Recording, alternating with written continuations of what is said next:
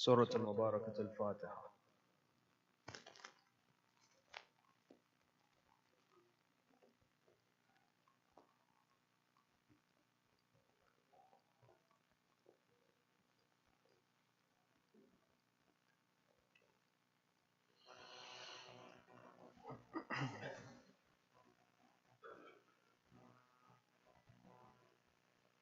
أعوذ بالله من الشيطان الغوي الرجيم. بسم الله الرحمن الرحيم. صلى الله وسلم عليك يا سيدي ومولاي يا رسول الله. صلى الله وسلم عليك يا سيدي ومولاي وابن مولاي يا أبا عبد الله. فاز من اعتصم بحبلكم وأمن من لجأ إلى حسنكم. يا ليتنا كنا معكم فنفوز فوزا عظيما. قال الله عز وجل في كتابه الكريم: بسم الله الرحمن الرحيم. واشكروا لي ولا تكفرون آمنا به. صدق الله العلي العظيم. بر محمد وآل محمد صلوات.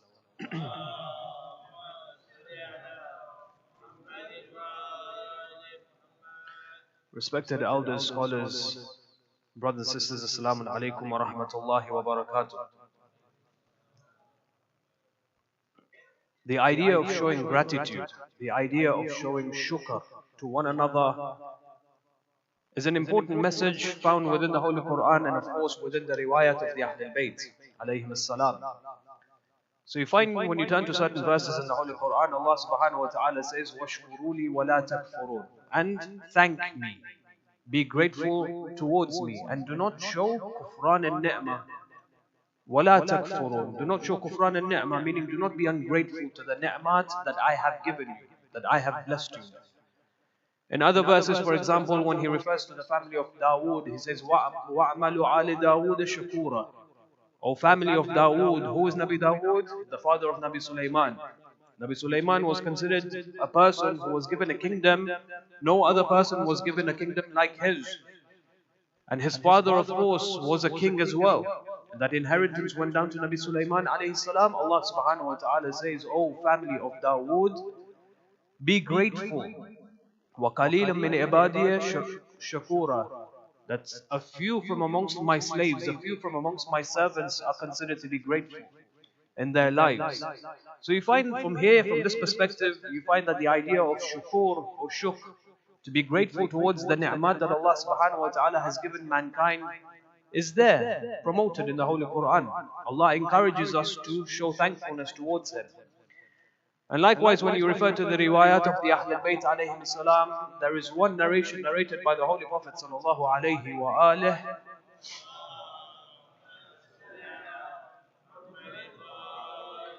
It's a beautiful, phenomenal hadith. What does he say? He says that when it comes to the one who eats, when he eats food and he is thankful for Allah subhanahu wa ta'ala for that food, he will be given the same ajr, he will be given the same reward as the one who was fasting for that particular day. As in, imagine two men, one is fasting and one is not. Allah says that the one who is not fasting, if he was to eat his meal and he is thankful to Allah subhanahu wa ta'ala for that meal, I will give him the same reward as the one who is fasting. And we refer to the fadila of fasting. We have many riwayats describing the fadila of fasting. As-sawmu junnatun minan nar, that Sawm guards the human being from the fires of hell. Yet Allah grants him the same reward when he eats his meal and he is thankful for that meal. Secondly, the Prophet says that the one who is rich, when he gives from his wealth, Allah will give him the same reward as the one who is poor and has patience over his poverty. That if I have, for example, the wealth of the world and I give it in the way of Allah and I am thankful, more of this will come later on inshallah in this discussion, and I give from my wealth thanking Allah with the wealth that I have, Allah will give me the same reward as a person who has not been blessed with wealth, and that person who has patience over his poverty. And then thirdly, Rasulullah says, imagine a person who is sick, a person whose health has been taken away from him.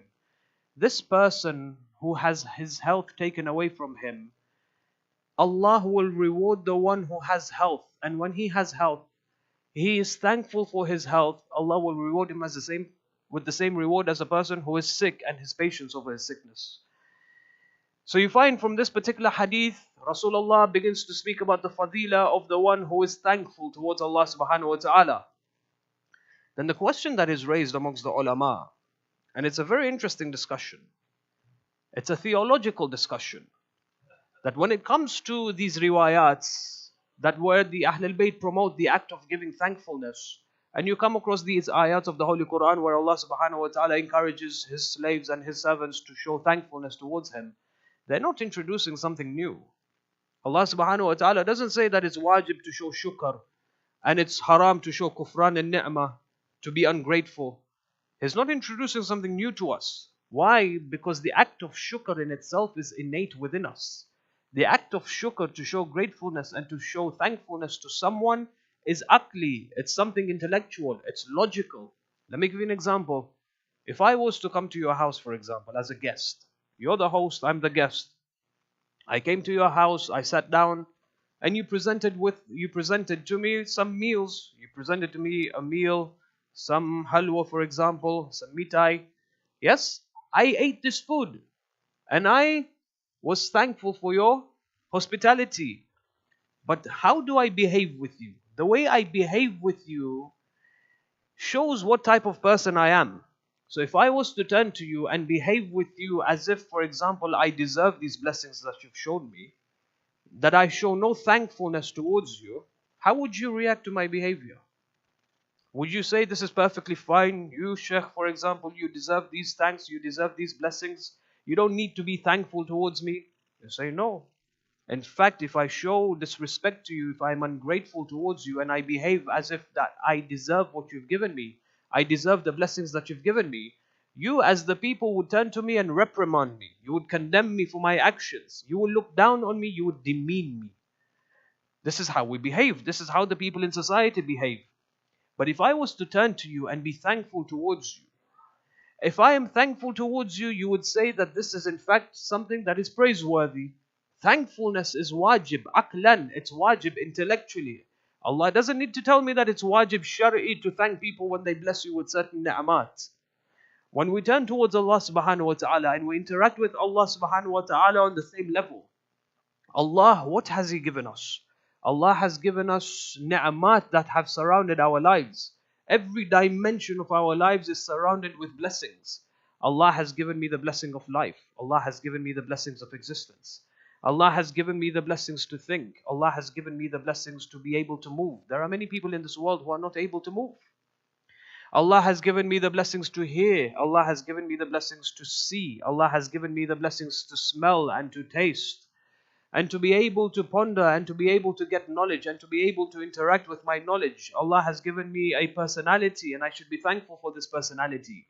Allah has given me a body, has given me a salim body, a salim mind. All of these are dimensions where Allah subhanahu wa ta'ala has given me blessings in my life. It becomes necessary for me to turn to Allah and say, Ya Allah, thank you for these blessings that you've given me. In fact, under certain theological discussions, this is one of the evidences of proving Allah's existence. In what way? When we look at all of these blessings, I ask one question. The blessings of seeing, hearing, tasting, smelling, all of these blessings have come from somewhere. They can't just come out of nowhere. There has to be someone who has given me these blessings. Who is this person that has given me these blessings? Is it my parents? There are certain things, sahih, my parents have given me life. My parents have aided in my existence, in me coming into existence. Imam Sajjad alayhi salam, Allahumma salli ala Muhammad wa ala Muhammad. In his Risalat al-Hukuk, when he speaks about the haqq of the mother and the haqq of the father, he says, in summary, he says that the mother and the father are the sources for our existence. Our mother goes through pain, and she goes through suffering, and she goes through tribulations and trials to look after us. She goes through sufferings and pain carrying us for 9 months in her womb. And then she goes through more sufferings for nurturing us when we come into this world. This is the struggles of the mother. As for the father, he says our roots come from our father. Our father is our roots. Yes, we are their branches. And it is because of them that we have come into existence. So our mothers and our fathers play a role in our existence. But Allah has also given me existence. But the thing is that our mothers and our fathers, certain areas of our lives, they have not given us certain blessings in our lives. For example, the way I look. Was my mother in charge of the way I look? Was my father in charge of the way I look, for example? I have the power to think. I could have been disabled, for example. I could have had some form of disability. Is this in the hands of our mothers or fathers? No. We have certain blessings. The power of seeing, for example. Is this in the hands of my mother and father? No. There are many blessings which have not resulted from our mothers and fathers. There are many blessings that have not come as a result of any human being in the world. I cannot pinpoint and say that my teacher gave me this blessing, or my mother gave me this blessing, or my father gave me this blessing.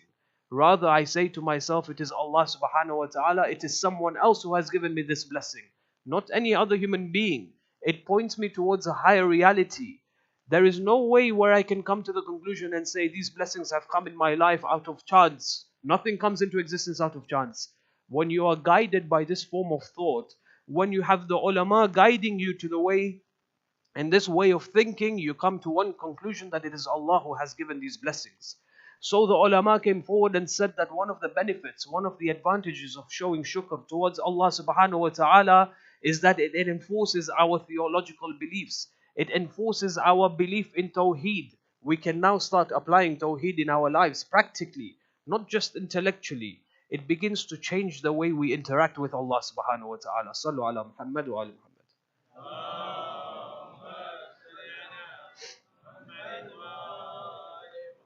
A question that was raised amongst the ulama, a second question, is now, because I know that shukr and to show gratefulness and thankfulness is wajib akli, is wajib intellectually, how should I turn to Allah subhanahu wa ta'ala? How should I show shukr to Allah subhanahu wa ta'ala? So here, my life is surrounded with all of these different blessings. How do I thank Allah subhanahu wa ta'ala? The ulama came forward and said there are two major ways of showing thankfulness to Allah subhanahu wa ta'ala. The first way is to show shukr verbally. When I use words to show and manifest the shukr and to show gratefulness towards Allah subhanahu wa ta'ala. When I sit down and I say shukr alhamdulillah, for example. When I say shukr lillah, alhamdulillahi rabbil alameen. All of these ways are different ways of showing shukr towards Allah subhanahu wa ta'ala. There is one narration attributed to Imam Sadiq alayhi salam, and of course Imam Baqir alayhi salam.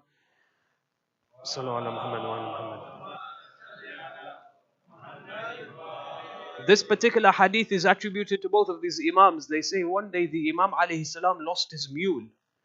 His donkey was taken away from him. It just went somewhere. And the Imam began looking for it. He began going from one place to another looking for his mule. They say he couldn't find it. So he said to himself, if I find my mule, I will thank Allah the way Allah deserves to be thanked. Now when the companions heard this, they were a bit shocked. As in, imagine, these are heavy words. I will thank Allah the way He deserves to be thanked. These aren't small words. So when they became curious, they became intrigued. So they came to the Imam and they said, Ya Imam, when you find your mule, make sure you thank Allah the way He deserves to be thanked in front of us. We would like to know how you thank Allah subhanahu wa ta'ala. The Imam finds his mule. He sits on his mule. His companions are around him. And he says, Ya Allah, alhamdulillahi rabbil alameen. Shukr alhamdulillah. The companions, again, they were shocked. They said, these are the words? This is how Allah is to be thanked? They said, these words are the most powerful of words. When we turn to Allah and show gratefulness towards Allah using these words are not to be underestimated. They carry weight. That's why in one other narration it says that when Allah subhanahu wa ta'ala began interacting with Nabi Musa alayhi salam, He said to Nabi Musa, Ya Musa, thank me the way I deserve to be thanked. Musa alayhi salam, he says, Ya Allah, how do I thank you the way you deserve to be thanked? Because the moment I say thank you, Ya Allah, I realize that this is a ni'mah in itself, and I have to thank for that ni'mah. I have to thank you for being able to thank you. Allah responds, He says, "O Musa, you have realized the haqiqat of thankfulness, of showing gratitude. You have realized that I am the one who gives you ni'mat, and I have given you the ni'mah for saying thanks. You have realized the true essence of showing shukr." So this is one way, one of the manifestations of how we should show shukr towards Allah subhanahu wa ta'ala, that whenever we have a blessing in life, we should say shukr alhamdulillah. And of course our communities were raised in this behavior, aren't we? We're habituated ourselves to sit with the tasbih after salah, for example, and to say shukr alhamdulillah. And this is a beautiful act in itself, and it should be preserved within our communities. The second method of showing shukr is through actions. That sometimes in our lives, showing shukr by words, verbally, is not enough. It's not sufficient. It has to manifest in our actions. You take the example, we've all gone through these phases in our lives. We have successful businesses, for example. We have a good family. We have good wives. We have good children. We have a good, strong foundation in dunya. But then a bala comes out of nowhere and it destroys everything in our lives. A bala comes, a misfortune comes. Yes, we are now under stress. We struggle, we work, we try and remove this bala from our lives. We want to go back to the way we were. But then I say to Allah subhanahu wa ta'ala, Ya Allah, help me with this bala. All of a sudden the bala disappears. How it disappears? Random things happen. All of a sudden we get a phone call, this thing happened, the bala is removed. All of a sudden. That bala is no longer in our lives anymore. It's such a big bala that what do? We can't just turn to Allah and say, Ya Allah, shukr alhamdulillah. Yes, because we feel that this is something that Allah doesn't deserve. Allah deserves something more than this. But you find that when this happens, it encourages us to get up from our seats, make us go towards wudu. We perform the wudu. We come to the mihrab and we recite salatul shukr. Shukr is manifested in our actions. We don't just recite one salah, we recite 3, 4, 5, 6 salah to shukr. For Allah subhanahu wa ta'ala deterring this bala from our lives, for removing this misfortune from our lives. At times, shukr manifests itself in action.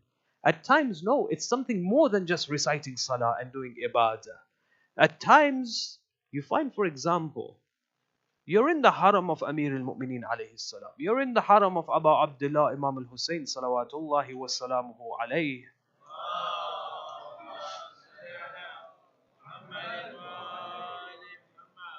You're in the haram. You're standing before the dhari. Your hands are in qunut. And you are praying to Allah subhanahu wa ta'ala for your hajat. All of a sudden you see a man come and stand in front of you. This man has a child in his hands.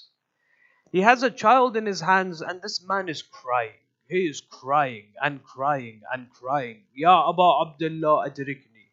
Ya Amir al-Mu'mineen adrikni. Adrikni, adrikni. Tears are flowing from his eyes. And you're wondering what has made this grown man. For a man to cry is something rare, isn't it? What makes this grown man cry? What makes the tears flow from his eyes? And when you look at him and you look at his son, you realize by looking at the face of his son that his son is ill. His son is sick. When you see the eyes of his sons, for example, you see the sickness in his face.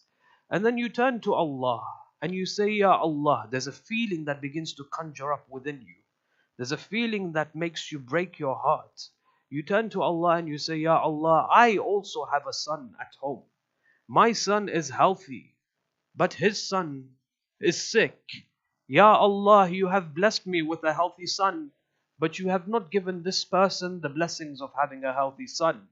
When this feeling begins to conjure up within you, when your heart breaks open and the tears flow from your eyes and you turn to Allah in shukr, it's not sufficient for you to say shukr alhamdulillah or for you to recite salah. What do we do in this situation? What do? We come to the masjid, we give £500 or £1,000. We say to the people, perform niyaz for the mu'mineen and the mu'minat. Yes, you are willing to help the other mu'mineen and the mu'minat in the community. You're willing to go into the streets and find the fuqara and the masakin and you're willing to give them money. You're willing to share some of your blessings and spread them to the people who are in need. This is what we do. This is what we do. This is how we've been brought up in our cultures, to help those who are in need. This is the highest manifestation of shukr, as I'll come to explain. And that's why you find, when it comes to us in our lives, and I say this with honesty and I say this with sincerity, at times it's not enough for us to say shukr alhamdulillah. Many at times we need to practically apply shukr in our lives, practically through our actions. When we have certain ni'amat, it's not sufficient for us to just do tasbih of shukr alhamdulillah and say that's it. I've done my wadhifa. I've done what's responsible on me, on my shoulders to thank Allah. No, it needs to be established on a practical level. That's why you find, for example, there's a narration of a king of Iran many centuries ago. They say in those times when the king used to travel from place A to place B, it would take him time to travel. It would take him days, sometimes weeks, to travel from place A to place B. And the king, what he would do with his entourage, with the people that would travel with him, they would go from city to city. So every night the king would stay in a particular city or in a particular town that was on the way, en route to his destination. And of course, when the people would find out that the king is visiting their town, they would prepare for the arrival of the king. They would clean the cities, for example. They would remove the poor people from the streets. Yes, this is how they prepared for the king. So they say the king came to a particular city. He stayed in this particular city for the night. In the morning, it was normal, it was cultural for the people of the city to come visit the king. They would come with gifts, or they would come with whatever they have, and they would bring their salutations towards the king. They would come and give their salams to the king. The king was a very good king, by the way. He was very humble, very knowledgeable, and he was a just king. They say there was a line of people coming to meet towards the king. From amongst these people visiting the king, there was a poor man, a fakir. This fakir, it was his time to greet the king. So he looks at the king and he says to the king, Salamun alaykum wa rahmatullah wa barakatuh. The king doesn't reply. The king acknowledges his salam. He looks at the man, he nods his head. You know, sometimes we do this action. He raises his hand, he waves at the fakir. But he doesn't reply. He doesn't say alaykum salam. So the king does what he does. Sometimes, we wave our hands to give salams to someone when they're far away. This is exactly what the king does. He waves his hand. An ishara to signify alaykum salam. The poor man now finds an excuse to speak with the king. So he comes towards the king. He says, O king, my king, do you not know that it is wajib to reply to the salam? And I have said salamun alaykum. It becomes wajib on you to reply my salam. The king looks up to the fakir. He says, oh man, forgive me for my ignorance. He says, I was busy in my thoughts. I was in a different world altogether. I did not pay attention to your salam. Thank you for bringing it to my attention. Alaykum salam wa rahmatullahi wa barakatuh. The fakir then asks the king. He says, my king, what grabbed your attention to the extent that you did not reply to my salam? What were you thinking about? The king replies, he says, usually when I am free and idle, I think about all of the blessings that I have been given by Allah subhanahu wa ta'ala. I have been given the blessings of having a palace. I have been given the blessings of having a noble family. I have a kingdom in my hands. I have military power in my hands. I have the arsh. I have the throne. I have all of these things that I am grateful for towards Allah subhanahu wa ta'ala. The fakir then asks, he says, when you think about all of these different blessings, what do you do then? The king says, I say to Allah, I thank Allah subhanahu wa ta'ala. The fakir asks, he says, O king, how do you thank Allah subhanahu wa ta'ala?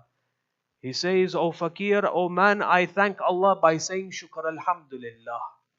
I have a tasbih in my hands and I say shukr alhamdulillah, shukr alhamdulillah, shukr alhamdulillah. The fakir, he turns to the king, he says, O king, my king, it tells me that you are not a knowledgeable king. Imagine the audacity of the fakir. The king is shocked by his words. He says, what do you mean, O man? He says, it shocks me, my king, that you thank Allah the way you thank Allah. He says, why is this shocking to you? He says, because this is how I thank Allah. I am a fakir. I have no possessions in my hands. I have no properties. I have no wealth. I have no land. I have nothing in my hands. The only thing that I carry in my hands is what you see, and that is the clothes on my back and this loaf of bread in my hands. And even then, I know this is a blessing from Allah subhanahu wa ta'ala. Despite me having nothing in my hands, I turn to Allah and I say, Shukr alhamdulillah. You, my king, you have everything in your hands and you perform the same shukr the way I perform shukr? Does it make sense that I and you, who are different classes in society, perform thanks of Allah in the same way? The king, he turns to the fakir, he says, oh man, you've intrigued me. You've caught my attention. Tell me, how should I thank Allah subhanahu wa ta'ala?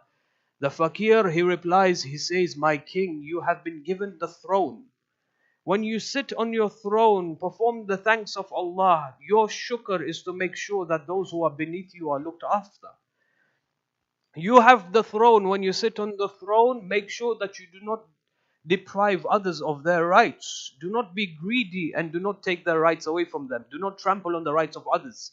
He says, my king, you have been given wealth, plenty of wealth.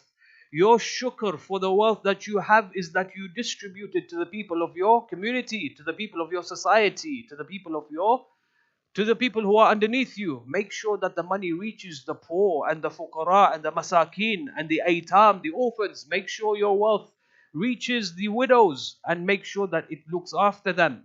He says, my king, you have been given health. You have access to the best of doctors. Make sure that when your community suffers from the illness of dhulm, make sure that you recover or you cure them from the laws of justice. He says, my king, you have been blessed with military power. Perform the shukr of Allah subhanahu wa ta'ala by making sure that your army does not deprive the rights of others, that they do not abuse their position in society. My king, you have a position. Make sure you are dutiful to your people. That is your shukr towards Allah subhanahu wa ta'ala. When we apply this in our lives, we have many blessings, I tell you this. We have many blessings. We are surrounded by blessings. We find, for example, some of us in this community are affluent. Yes, we are well-to-do financially. What does it mean? What is our shukr when we have financial ni'mat, when we have financial blessing? Is it sufficient for us to say shukr alhamdulillah? They say no. Put your money. Make sure that you distribute your wealth. Make sure that you perform sadaqah. Make sure that you perform zakat. Make sure that you act on khums. Yes. وَأَلَمُوا أَنَّ مَا غَنِمْتُم مِّن شَيْءٍ فَإِنَّ لِلَّهِ خُمُسَهُ. Make sure that you perform khums. Khums is what? Wajib within the religion of Islam. When a person pays 20% from his fees, 20% from his paycheck, this is an act of showing shukr towards Allah subhanahu wa ta'ala. When I abide to the laws of Allah subhanahu wa ta'ala, these are all acts of shukr. When I have, for example, knowledge, how should I show shukr of Allah subhanahu wa ta'ala through knowledge? I come to the community and I bless the community, or I share my knowledge with the community. I go to the madrasa and I spend my time in the madrasa. I volunteer in the madrasa to share my knowledge. Some of us are professionals in this community. Yes, when it comes to knowledge, we've specialized in certain areas. Now it's time to give back to the community. This is all forms and manifestations of shukr. When I come to the community and I share my knowledge with the community, when I sit at home with my children, I sit down with them and I speak about Islam with them. I share my knowledge with them about Islam and I make sure that they are strong in their knowledge about Islam. This is a form of shukr. When I come, for example, when I have knowledge, one of the acts of showing shukr is what? When I practically establish that in my life. When you refer to Risalat al-Hukuk again, the Imam alayhi salam, when he speaks about salah, when he speaks about sawm, when he speaks about hajj, he begins all of these different rights of these actions by saying one phrase. وَأَلَمْ فَأَنْ تَعْلَمَ فَأَنْ تَعْلَمَ فَأَنْ تَعْلَمَ. When he comes to salah, he says فَأَنْ تَعْلَمَ أَنَّ الصَّلَاةَ وِفَادَةٌ إِلَى اللَّهِ. That salah is the entrance to the presence of Allah. When he speaks about sawm, he says فَأَنْ تَعْلَمَ أَنَّهُ حِجَابٌ. And know that sawm is a hijab for you in your lives. He says when it comes to hajj, he says فَأَنْ تَعْلَمَ أَنَّهُ Wifadatun ila rabbik, that Hajj in itself is the presence or entering the presence of Allah subhanahu wa ta'ala. Scholars came and asked the question, why does the Imam begin with knowledge? Why does it say no and no and no that Salah is this and no that Sawm is this and no that Hajj is this? Because this type of knowledge is not something that just settles in my mind. This type of knowledge is that which is represented by my actions. When I know what is haram and I know what is wajib, it practically is established in my actions. So when it comes to the ni'mah of knowledge, I should be able to share that knowledge with the people around me. When it comes to the blessings of having food and drink in my household, for example, وَكُلُوا وَاشْرَبُوا وَلَا تُسْرِفُوا, do not perform asraf. One of the greatest issues and problems we have within society in the Western world, and I say that very carefully, is asraf. The amount of food that is being wasted. The amount of food that is being wasted. Look at the supermarkets when they destroy foods. Yes, it goes a day beyond the expiration date. All of a sudden the food is thrown in the bin. And it's disposed of. Knowing very well that that food is perfectly fine and it's edible. People can benefit from that food, but it's being wasted. The amount of food that is being wasted in the takeaways, for example. Yes, tons and tons of food is being wasted. You refer to some of the cultures in some Islamic countries. It's disgusting how much food is destroyed. How much food, how much asraf of food there is. In one particular culture, they say that when a guest enters the house, the host, what does he do? He creates food, he makes food, he cooks. But he cooks a mountain of rice. There's a big sinai of rice that is created for the host, that is made for the host. Why? It is to show the host that they are not greedy, that they are not stingy.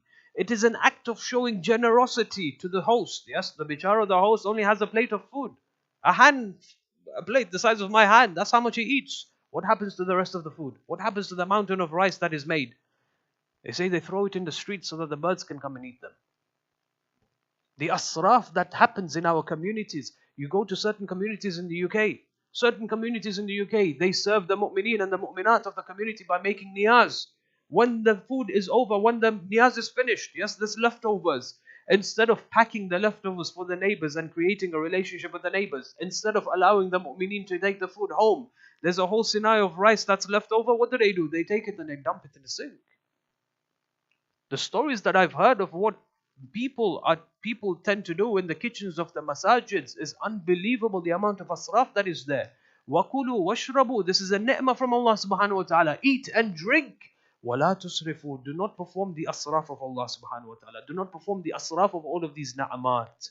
It becomes our responsibilities to make sure that we adhere to the thanks of Allah subhanahu wa ta'ala by not doing asraf. Sallu ala Muhammad wa ala Muhammad.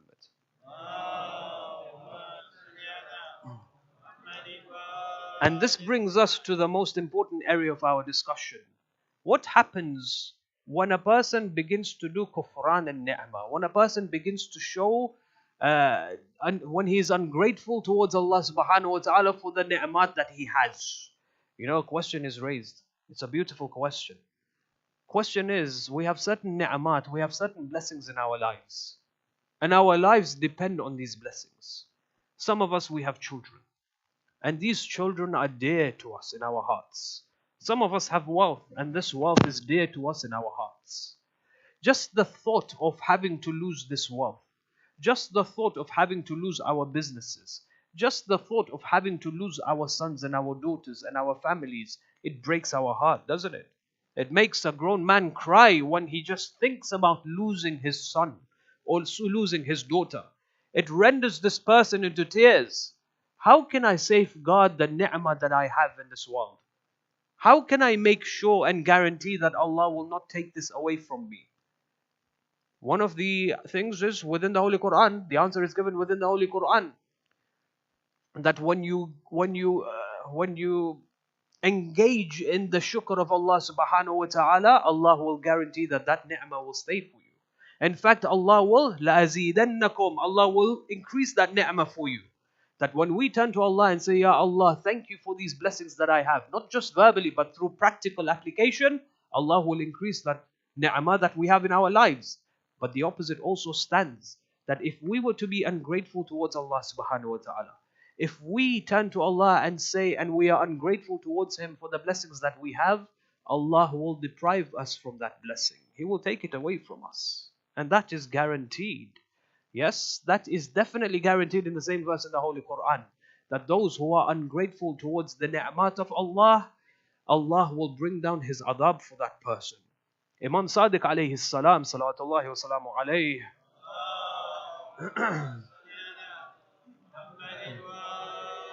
begins to speak about the people of Tarathar. Who are the Qawm of Tarathar? There's an ayah in the Holy Quran surrounding this. The Qawm of Tarathar, they say they were an affluent society. People who were wealthy. Every member in this society were wealthy. They were wealthy. They were rich. Imagine every person in society were rich. The Imam alayhi salam begins to speak about them. He says they were rich because there used to be a river, a really big river. The water was overflowing in this river. And this river passed through their town or their city. And it was so that power of the river was so manifested that it used to make the lands fertile. And because the lands were fertile, there used to be plants. There used to be trees that grew in that town.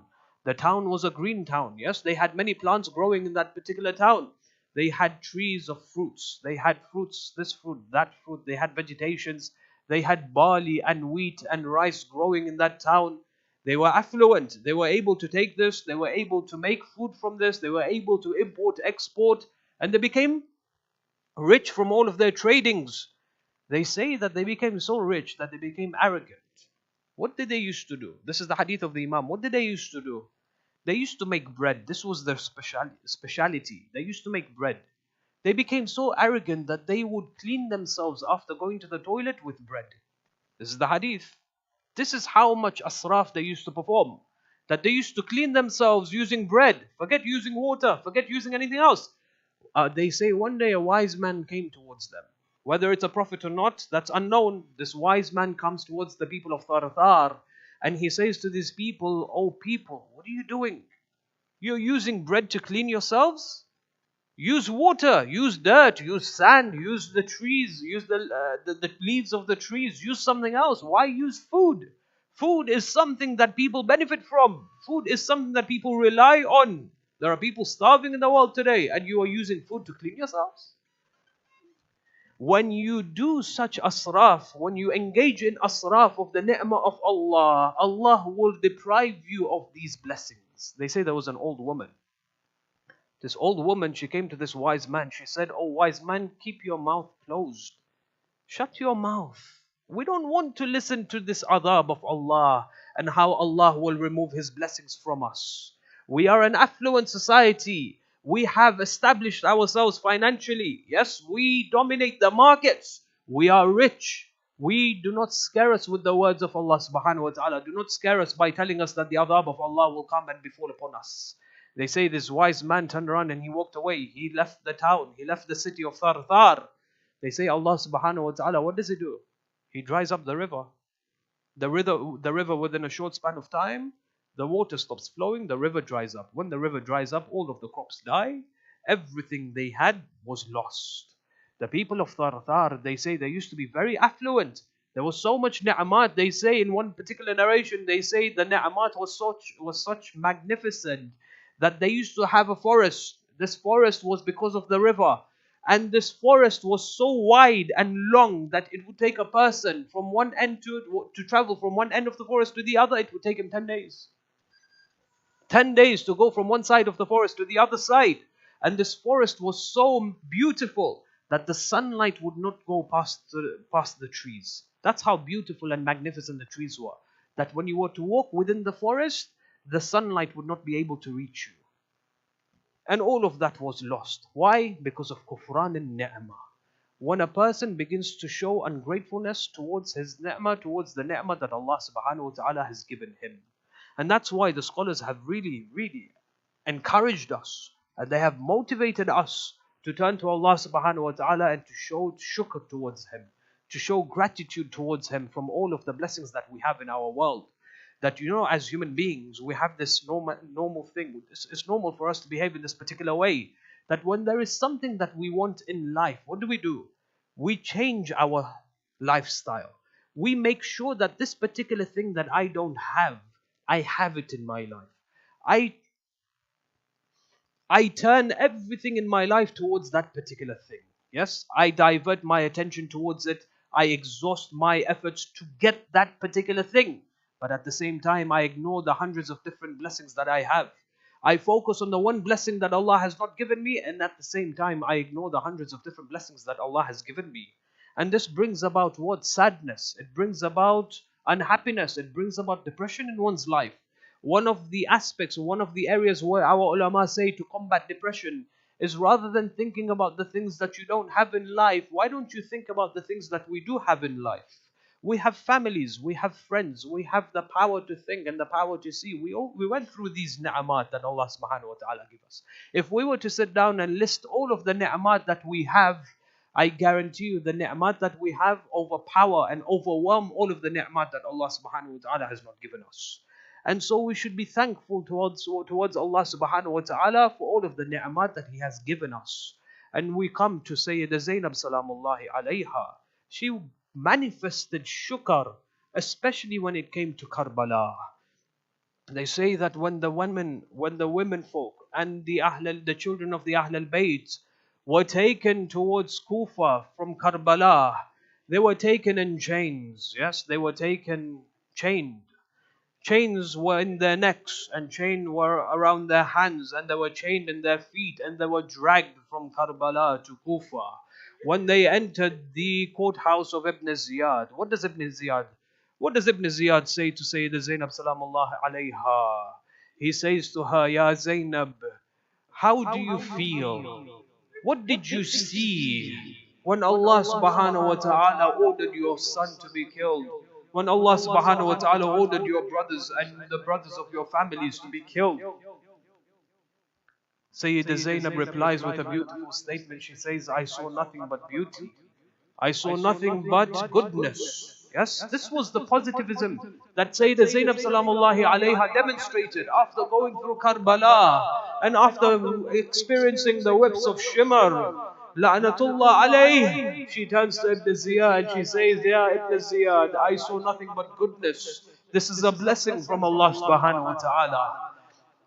That's why tonight is the night of Sayyidah Zainab salamullahi alayha. Let us remember Sayyidah Zainab, the princess of Kufa. They say that Sayyidah Zainab, there were 4 different types of tragedy that she experienced in her life. The first tragedy was the tragedy of her mother, the passing of her mother, Fatima al-Zahra.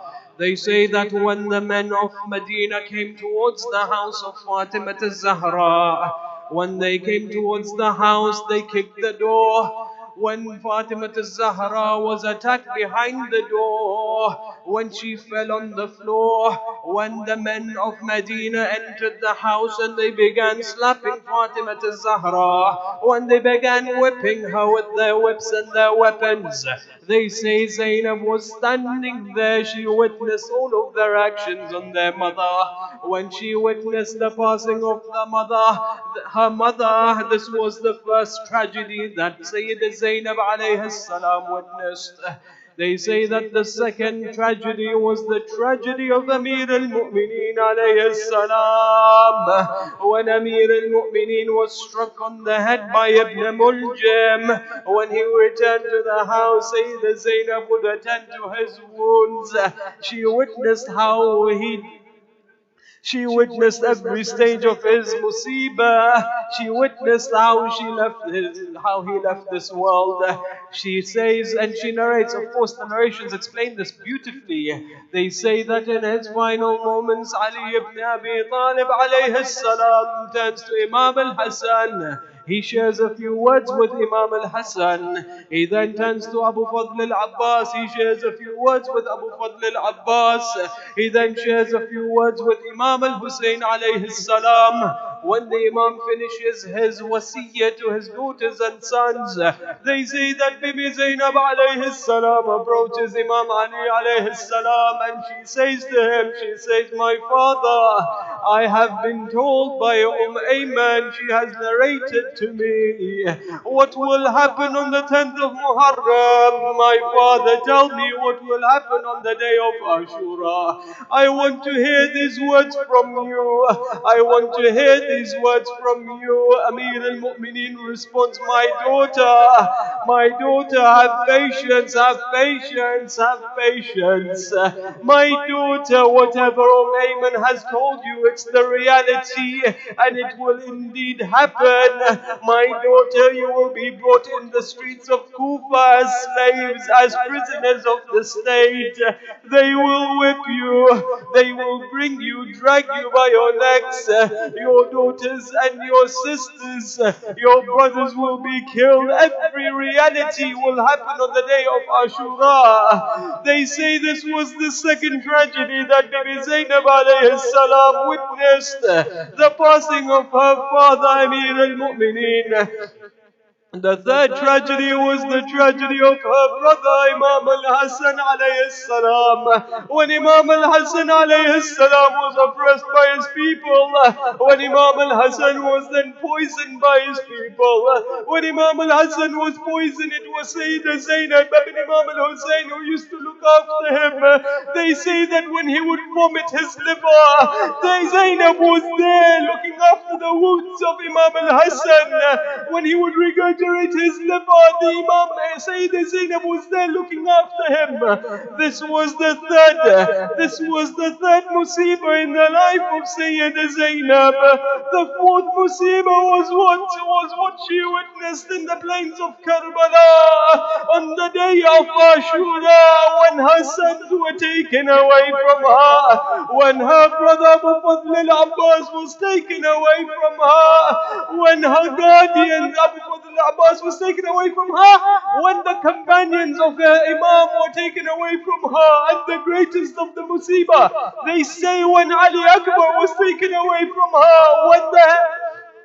when Ali Akbar was in his final moments, Sayyidah Zainab from Tila Zainabiyya, she would cry out, Wa Aliyya, Wa Aliyya. When you look towards Qasim, when Qasim, before going towards the plains of Karbala into battle, he would say, my aunt, do not cry, this is what I wish to serve the Imam of my time. Sayyidah Zainab would respond, my son, you are the split image of your brother Al-Hassan, and the tears would flow from her eyes.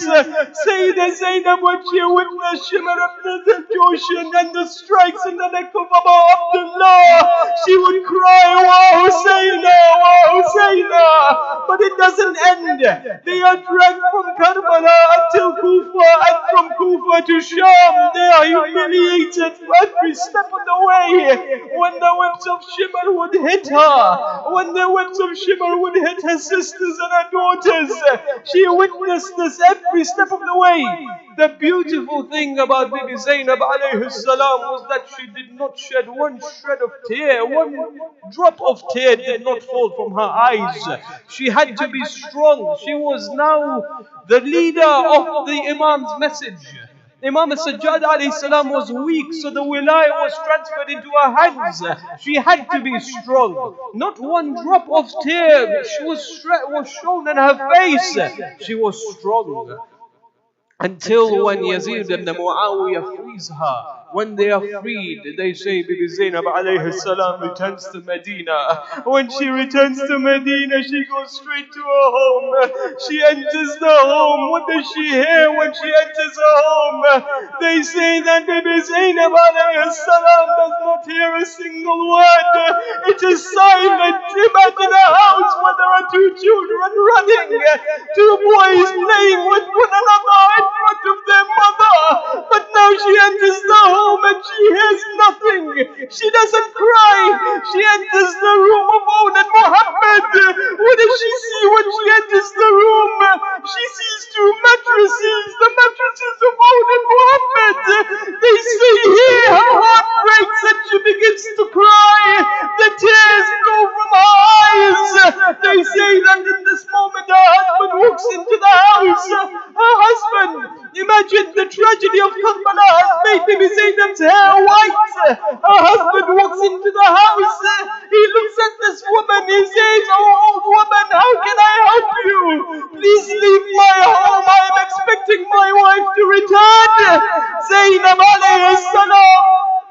Zainab turns to her husband. She says, my dear husband, why is it that you cannot recognize your own wife?